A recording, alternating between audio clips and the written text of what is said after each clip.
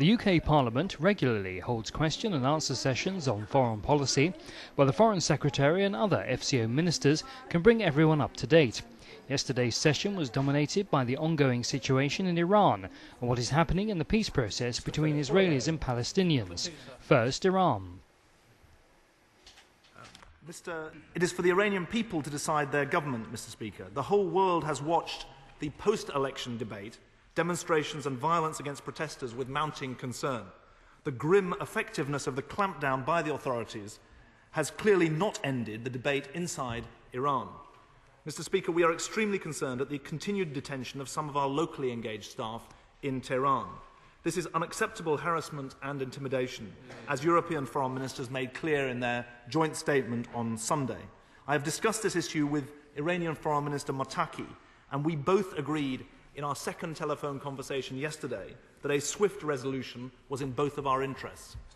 This, he repeated, was not just a disagreement between London and Tehran.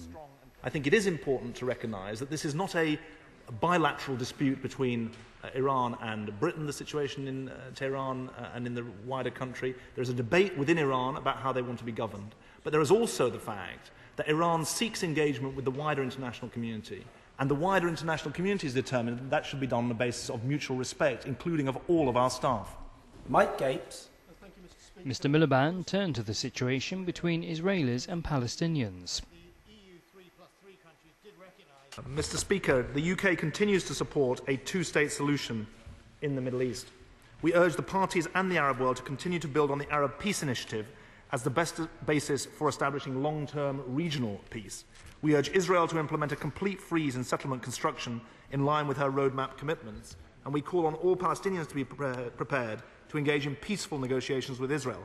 Facilitating peace in the Middle East will remain a top priority for this government, alongside developing the institutions of a Palestinian state.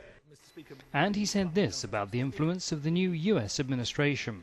The determination of the Obama administration to engage on this issue from day one has been a very welcome contrast to the rather belated interest that's been shown by previous administrations in the Middle East issue. And I think that that is something that was unanimously asked for by the European countries before January the 20th. I think that the stance of the US administration has been clear and principled and forceful since January the 20th, and I welcome it wholeheartedly. David Winnick.